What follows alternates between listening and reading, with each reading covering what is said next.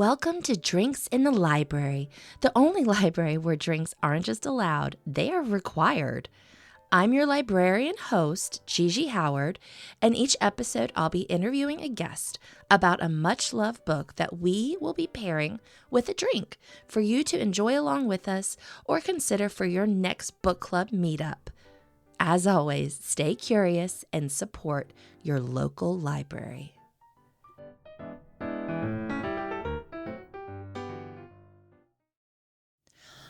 Hello, Liberation Nation. This week's book is Dinner for Vampires by Bethany Joy Lenz.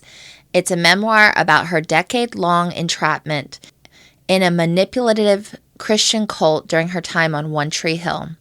The book details how the group controlled her life, career, and finances until motherhood and the support of friends gave her the strength to break free. My guest this week is the lovely Magan Vernon, an author who has been living off reader tears since she wrote her first short story in 2004. She now spends her time killing off fictional characters, pretending to plot while she's just really watching Netflix, and she tries to do all this while her kids run amok on their Texas ranch.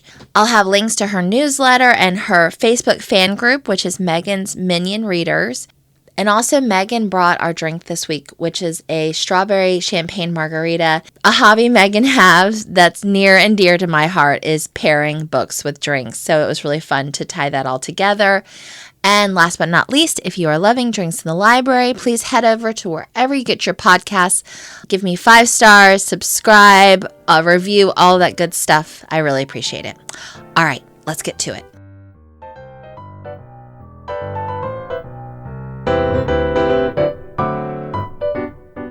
Yes. All right. So, Megan, I'm so glad to be here with you tonight. And you suggested Dinner for Vampires by Bethany Joy Lenz, which I had not read yet at the time, but I was like, I kept seeing its cover in the library. It's so provocative. So anyhow, who were you when you read this book? I'd never watched One Tree Hill. I actually wasn't sure who Bethany Joy Lenz was. Actually, at the time of this, I was going through some own things in my life. My father had passed away, and I was like, I just need to kind of escape. So I was at the library, and they have a reading challenge they do every year, which is it's 20 books to each year. And one of the categories is books on display at the library. Okay. So I was randomly walking around, and I hadn't been able to get into any books. And I was like, this book's on display, and it's about her being in a cult. And I mean, we all love those kind of cult shows. But this book was so much more than that I didn't know until I started reading it and got engrossed in it. That's amazing. I'm so, warms my librarian heart to hear, yes, the challenges of those things work. So very cool. And I did not watch One Tree Hill either. It came on right at the beginning when I was in college. And I was not interested in really that storyline, but I knew it was so popular. I knew a lot of these actors too. So I didn't know anything about Bethany though. So this was exciting. Do you want to walk us down the path of what happens to her? Well, she goes by Joy a lot of times, and she grew up where she was in like a normal amount of religious family. She did Bible studies, and when she started acting and moved out to LA, one of her roommates was like, hey, it's not affiliated with the church, but it's a small Bible study we go to. So she's like, okay, and she went with her, and things like, it's going okay, but this couple comes in who are part of a bigger church, and they kind of started to take over. And things just started to get weirder from there, where they were this church group, but not affiliated with anything. And they had this big house in Utah that they were actually using from the other original family members who started the Bible study. And it just morphed from there into, it was a small group, but kind of showing how people can really manipulate you, especially when you're young, not even just religion, but just groups of people. When I read it, I was like, you know what? My daughter needs to read this as she gets older and goes into college life and that type of stuff. Absolutely. Why? I guess this going is leading to my thought of, and I kind of know the answer to this, but what do you think is her motivation for telling her story at this point? I think she didn't want other people to get in the same situation. I know her daughter is getting older as well. She's still pretty young, but I think it was time, and maybe I don't think there were any NDAs that they signed, or maybe they were and they run out after 7 years. Yeah. So, also talking a little bit about the characters in it. I mean, is it so Pam is the first one she meets, right? Is that correct? Yes. It was Pam, and her husband was never really on the page, but it was their friends that were the ones who came in, actually were the cult people who took over. And it was actually Pam's house they had in Utah that they were staying in. Yeah. I think she said Idaho in the book. Idaho. Is that, yeah. Yes. But the truth is the real family is actually like in Washington. Yeah, I was going down the rabbit hole a little bit of that. Yeah. So she continues on with a church group and then ends up kind of splitting her time between, was it she in North Carolina and then Idaho too? Yeah, she was going back there, and it's crazy because I finally did watch a little bit of One Tree Hill, and how she talks about how she was just able to turn down for the camera, and Yeah. then just because she just seemed like her character in One Tree Hill was so spunky and fun, and a girl that had it all together, and then you find out she's going back to this compound basically every weekend, and as it goes through it, like, I don't think it's spoilers because it's out there now, but she ends up marrying the head preacher's son, who she calls QB, or Quiet Boy. And then because they get married, they merge their finances and they get their hooks even more sunk into her, using it as the pretense of, oh, it's good for our family. Yeah, yeah, definitely. I think the moment that she talks about that they started telling her that she needed to be spiritually accountable to them, Yes. that was crazy. And I think that's sort of, where the line between like religion and cult starts getting blurred is when someone has dominion over another person. Yes. Yeah. She ends up marrying Quiet Boy a little bit. She does marry him, but I don't know. I guess I'm trying to debate how spoiler we can get into it because all of this stuff you can just look up. It's online. You can find out who Quiet Boy is. His name is Michael Gagliotti, right? Yes. Which, funny enough, for some reason, like, I got not a friend request, but it says people you might know. And it was his dad, the head of the church, on Facebook. I was like, nope, not going Yeah. there. How did he get on? Did he find you on Facebook? That's scary. No, and then I looked at his profile and I was like, oh, the restaurant that they talk about. And, she also talks about how this is when it's not a real church, too. She's looking at the website and it was very unprofessional, a lot of errors on it. And I was looking at it, and it really, it doesn't say what they're affiliated with. It doesn't say what they actually believe. And it's still up. Yes. Yeah, you can still find the website, and a lot of stuff too is you can find online about this church that's still going. And so you have to worry, are they still doing this to other people? Yes. What do you know about cults before reading this? So I think teenagers of the 2000s, we all had to have some kind of obsession with cults for a little while there. Where I live, actually, is, my husband makes fun of me because I have to tell everyone, we live near, like, down the street from the small town where Tex Watson, who was Charles Manson's right-hand man, who actually did all the murders. We live down the street from his childhood home. Wow. Scary. But, that's what you always think of cult. You watch the documentaries with the Kool-Aid. So reading this one, it was like a sneaky cult, but it's the ones that you actually will see more often, the smaller, using religion as a weapon almost over people. Yeah, and they would say anytime that she, or especially the other women, would start to question things, they would say that, oh, you're bipolar, or what is it, Jezebel. They would always talk about the spirit of Jezebel. Do you want to talk about that? Yeah, that was something that came over and over. It first started, I think, with, was it her former roommate that they first said that she was bipolar? The spirit of Jezebel? Yeah, I think so. So it was her former roommate. She doesn't actually see her for a while, and they were like best friends because they said, oh, she had a baby and now we're afraid she's bipolar. Yeah. And she was like, okay, she just had a baby. I haven't seen her. Okay, that's fine. when really they were, starting to question the church. Right. And then another girl that she shared a room with, like, yes, she had to come visit this house and share a room with another girl. Mm-hmm. And the girls also had to go into the basement to shower, which another older couple were staying in, like a middle-aged Mm-hmm. couple. And the guy was creepy as heck, but they had to go shower down there. Yeah. And this happens at one point in the book that she talks about she gets sick and she's given medicine and then she's like knocked out for a few days. And I mean, she's still not quite sure what the medicine was, but I think she was asleep for like 2 days total. Later in the book, she finds out that she's not the first person who's lost a few days in that house. Yes. Yeah, it's interesting too, like you were saying, like Harker, and I was talking earlier about how you can look these people up. I mean, he's like a pretty well-known actor.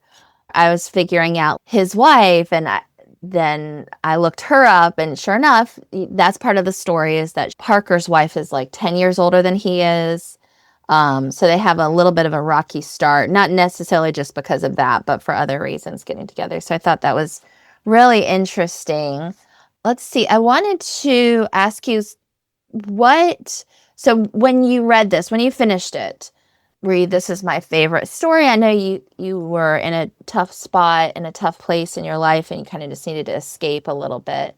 But what did you feel like after you finished the book? This was a book that, so this is what I read a lot of fiction, but sometimes I need that nonfiction in it as Mhm. well to kind of mix things up. And there's beautiful writing in nonfiction too that Yeah. I feel like can also inspire, especially because, this is not someone's made up story. And with this one too, it was thinking about it like as my daughter's getting older, and that was the big thing for me takeaway is, this does happen in Mhm. reality. Like this isn't just a fantasy book, which is why it's something that's so prevalent to me that I was like, this is real, and I'm glad that she's speaking out about it now. Yeah. There's like 10,000 cults in the United States. I had no idea. It's crazy. Yeah, for sure. And also, just while we're talking about the book a little bit, the title, Dinner for Vampires, do you want to explain what that means? So she was talking about, she gives them all vampire names, which you could look up. Pam is from True Blood. But she was talking about she thought she was eating dinner at the table with the vampires, but really she was the dinner for them to suck Hmm. her into the cult. Yeah. Yeah. And I didn't even realize how much money she was making off One Tree Hill. But Yes. I mean, they robbed her basically. And it's sad in the end. And I think, like what you were saying earlier, she was so young. I think she's 19 when she met these people. Yeah. And I mean, I just think of myself when I was 18 and I if believe anything.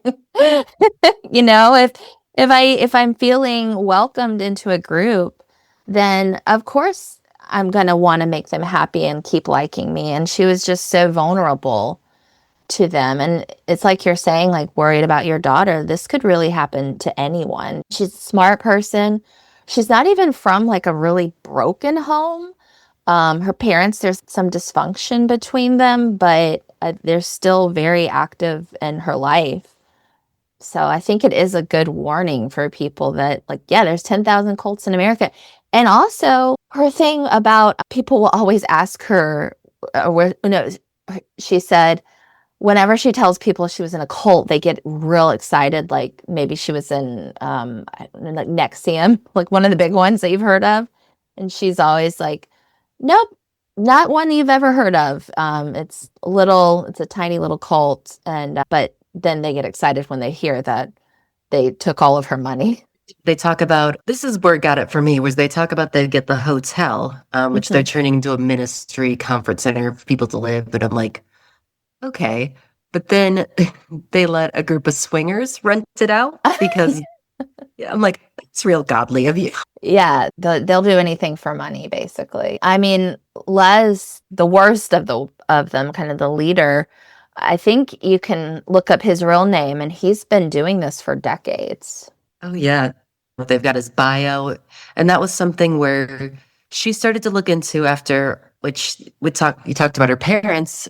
They actually were the ones who started their concern. I feel like it was shortly after her 21st birthday party when they met them. And they were saying, we've looked up this guy and he doesn't have any actual accreditations, like any school stuff. And she's like, no, it's fine. And then she starts looking into it and is like, oh, he really doesn't have any experience in all this stuff.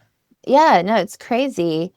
Oh, and bringing up her 21st birthday, I think it's a good chance to bring up the drink, which you created. So do you want to tell us about it? Yes, you should only have one of them, especially if you're sitting outside in the sun, because it knocked me on my butt. It is a strawberry champagne margarita cocktail. I needed something that was pink and had champagne because it was a big thing for her 21st birthday. She wanted a champagne fountain. She was very excited to have that. And then at the end of that chapter about her birthday, and no one drank from the champagne fountain. Yeah, she was very annoyed that they wouldn't even have a drink, even though it was her 21st birthday. So, but we're enjoying it tonight. What are the ingredients? So this one, you start off with either strawberry puree or about 4 strawberries muddled. And then there's tequila, lime juice, triple sec, simple syrup, and then champagne or sparkling wine. And if you didn't want to do alcohol with this one, you can just change out the Sprite or your favorite sparkling water. Yeah. In the champagne. And I actually had a little bit of non-alcoholic rosé left, so I used that. I used that in mine, and it had like the pretty pink color too. So I love that. So thank you for bringing that cocktail to me. Do you make drinks a lot? So it's a hobby I started just a couple months ago. It was actually when this happened, when I started reading the book and my dad passed away, I wanted a hobby. Yeah. And so my daughter and I went and we got the White Lotus cocktail book. Fun. And then we went, they have a really nice, it's cocktails and mocktails. So we got it, we looked through it, and we picked out which ones we liked. And then we spent a lot of money at Specs. Okay. Getting not just like, it wasn't even the alcohol stuff, but all the mixers. So we started making them. My husband enjoys it. And then my daughter makes the mocktails too. It's something that's just a fun thing to do and experiment with. And I try and make everything that's a cocktail a mocktail for the kids. Yeah. Well, I love that too, because then everybody gets to enjoy it. And like, not everybody wants to be drinking every day, but you can still have fun. So I was impressed because you came up with this all on your own. And I was like, she knows what she's doing. Coming back to the book a little bit, what would you say is like the vibe of this book?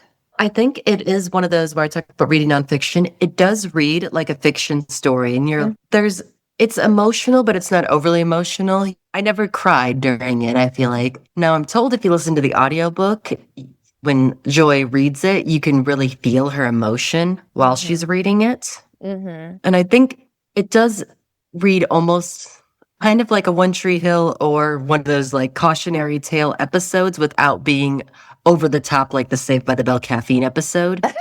Yeah. I think it does read like those, well, I mean, I guess she's older, but like the college or teen books with like a lesson in them. Yeah, definitely. And I think, she's gotten criticized, I think mainly by her former cult members, but she's gotten criticized for writing this. But I think, you're right. It was so important for her, for this to be a lesson for other people. And you're right, it's not sad. I mean, it is sad, but she doesn't tell it. I don't think she thinks of herself she wants to be viewed as a victim. I think she wants people to come away from this and see that this can happen to anybody, but she's tried to make the best of her life with her daughter. Yes. Yeah. I think that was she did it for young girls, and I think for her daughter writing this book too, saying, this could happen to you, to any young girl. Yeah, absolutely. So now that you know all about Bethany, or I guess Joy, I pulled up the book on my library's website page because I wanted to bring up just real quick. Of course, I'm interested in this, but it's not, the call number for this is not it wasn't a biography. It was listed in the nonfiction sections, the 97 or the 791s, which are usually having to do about like art and TV and movies and things like that. So that's actually where you'll find it at the library, which I thought was really interesting. There wasn't as much about her being actually on the show One Tree Hill in this one either. Right. Which Yeah. I don't know if people would pick it up for that, being like, oh, because I kind of wanted to see more about that, but it almost seemed like as she was writing it that she was just doing her job at One Tree Hill and then going back to be with the cult. Yeah. And I think, I think she has some regrets now. And I think she talks about that in the book, that she just didn't let herself get close to the cast. And she describes them all, everybody that she works with, really positively. But I think there is like a divide a little bit because she was just never there. She was devoted to this other fake family. Yeah. But yeah, it doesn't talk about One Tree Hill a whole lot. Oh, and the whole thing about the family too, I think some of the red flags in there were that they would refer to her as their daughter and even to her own mother, which I can't imagine someone telling me that my daughter is their daughter too. Oh, Yeah. I probably punch them in the face. Yeah, that was over the champagne fountain where it all blew up. Right, yeah. I know. So, but I did want to ask, so now that you're watching One Tree Hill, I mean, are you into the show? Are you going to be a big Bethany or Joy Lenz fan? I don't know if I'll be as into the show. It's nostalgic watching it now. I will say that it feels for the time when I was in college, high school, when that came out. But more the reason, like watching it, I kind of just wanted to see what there was from hints from this book. And have it, there's stuff, but the more she talks about the show, the more she talks about it toward the end. So I don't know if it's like, if as I get farther, I'll be like, oh, this is where she was in her life. Well, you have to get pretty far because I guess they ran for like 9 seasons. So Summer, I guess what else do I have to do? Be outside? yeah. Well, I hope that, people read it. Maybe they'll pick it up because they know her from the show, but they'll have the takeaway of learning what she went through. Yes. Who would you recommend this story to? I'd recommend this right now to anyone. I wouldn't say for fans of One Tree Hill, because if you're picking it up for that, you're not getting that out of this book. I think it's a good book for younger women, even middle-aged women or people with daughters, because I think it goes through a lot of that we've all felt, the loneliness, whether it's going off to college or other things. And sometimes you just get sucked into toxic people, even if it's not a cult. Yeah. So I recommend it for younger, even older, just to kind of look back at that. Yeah, definitely. I love that recommendation because, yeah, it's so true and it's something not everybody is aware of. Is there anything about the book that we have not gotten to that you were hoping to bring up? But I think, one thing, the financials. So I will add on to this, which I talked about, they took over her finances. So this is something I think we do as, women, we get married or just in general with finances. She talks about she had the best people in New York working at her finances. And then when she married, Les's son, QB, they took over. They decided they were going to do her finances, put them together, and they formed their own accounting firm, which another reason you always got to look at people's credentials, because you had a pseudo pastor, a woman who worked at a bank, and they were her financial advisors who were siphoning money from her, basically.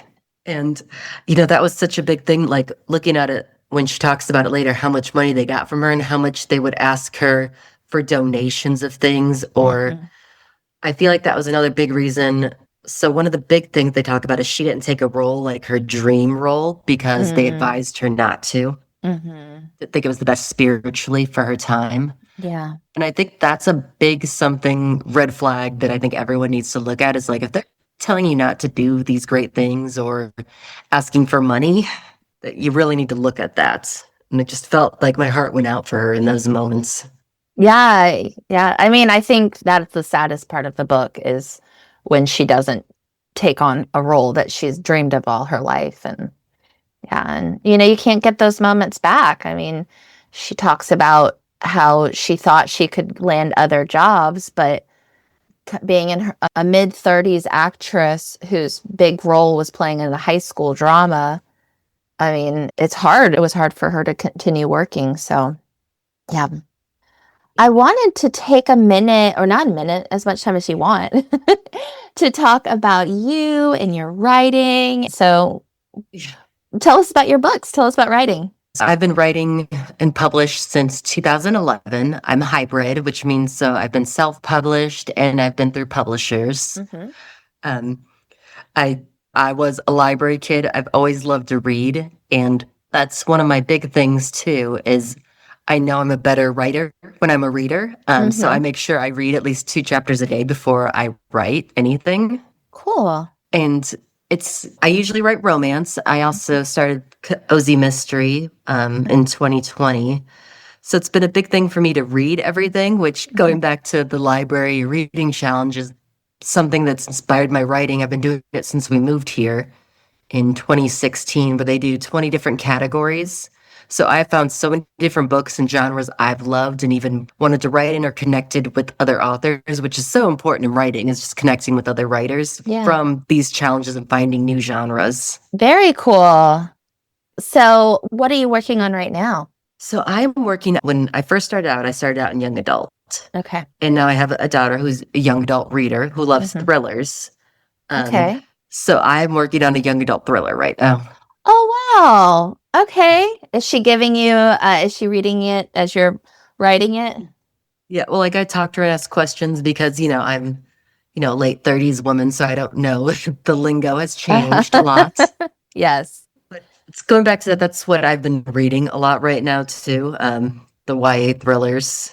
Okay. Which there are a lot more out there than I thought there was. And they are like the adult thrillers, but they just have that innocence to them that you don't get with the adult ones. Yeah. I don't know if that's the right word for it, but like an adult, you're like, okay, you should know not to go that way. But as a, 17-year-old doesn't. And thinking like that a little bit. So you're doing the 20 books per year challenge, but then also like, what do you enjoy reading yourself? Just on a random day, what kind of genre are you looking at? So I've been in my YA thriller era for a while now. I've also really gotten into nonfiction where it's like this one where it's a celebrity memoir, but it's not. It's more of like their story. Or I read Paris Hilton's memoir recently, her most recent one. That was a heartbreaking one. Oh, okay. I haven't read it yet, but I did watch her documentary. Yeah, it talks about, her going through the provost school and all of that, which does echo a lot of this Dinner for Vampires. But I love those kind of stories too. Just seeing a little peek in other things. I love nonfiction that reads like fiction. Yeah. I got actually from a library challenge, I really got into nonviolent true crime. It's what I like to read. Okay. The first book I read that was like that was called The Feather Thief, which is about a kid. He was in college and he broke into a museum and stole a bunch of birds to make fishing lures with their feathers. Oh, what? And they didn't notice it for months. Oh my God.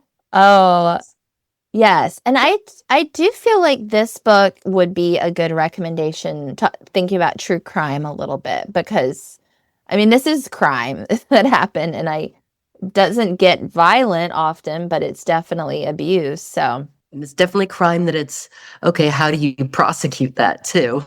Right. Well, yeah, that's the whole thing that she goes into talking about. But listeners, you're just going to have to read it to find out. Yeah. I did find it very readable and I really enjoyed it. So I think anyone who's listening to this and is thinking like, wow, that does sound wild. I think you pick this up and you'll be getting through it real fast. Yes.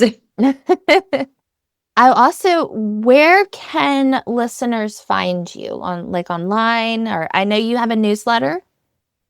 Yes, I have my newsletter, which if you go to meganvernon.com, which Megan with 2 A's because my mom's Italian and thought that's how it was spelled. Oh, really? Yes. Oh my gosh. What is store? So you go on my website and you subscribe for my newsletters on there, which I have been sending out with my newsletter for both my Megan Vernon and my M. Alfano name. I've been pairing cocktails or mocktails with books, either my friends' books or my own books. So that's been something fun that I've added to it. Love that. I do it myself. So excellent. And is there anything else you'd like to put a spotlight on before we go? It's summer. Mm-hmm. And I think you need to read some more this summer. I think Mm-hmm. everyone needs to take advantage of when you've got a nice day out. Like I'm looking, it's a little overcast here in Texas, which we Yes. don't get much. So I Mm-hmm. think this is something, I'm an ebook person. My books are an ebook, but there's something about sitting outside with the paperback book and a cocktail or mocktail when the Mm-hmm. wind's blowing, it's a little overcast. This is the perfect time of year to sit outside with a book like that. Perfect. Yes. So, and I think we all need to touch grass more, get outside, get off your phone, and yeah, read a paperback. I love that. The library has tons of them. Yeah, we do. We do. I'm actually getting ready. We're having a paperback sale at my library coming up soon, so that'll be fun. And also, I'm totally stealing your library's 20 books a year idea because obviously it's working. So, and I love that. Free t-shirt every year, which Oh, is why I do it. okay. So true story, one year I didn't finish it because this is going to get me banned, but I couldn't find a historical romance to get into, a Regency romance, so I Uh-huh. didn't finish it. And my daughter still shames me every Oh, no. time. Couldn't read one more book, could you, Mom, to get the t-shirts? Well, you have to go through those lows to have the highs. So, well, this has been so lovely and fun to talk with you tonight, and the cocktail and getting me to read the book in the first place. It's just been delightful. So, thank you so much, Megan. Thank you for having me. Oh, yeah. It is my pleasure. So, all right, I'm going to hit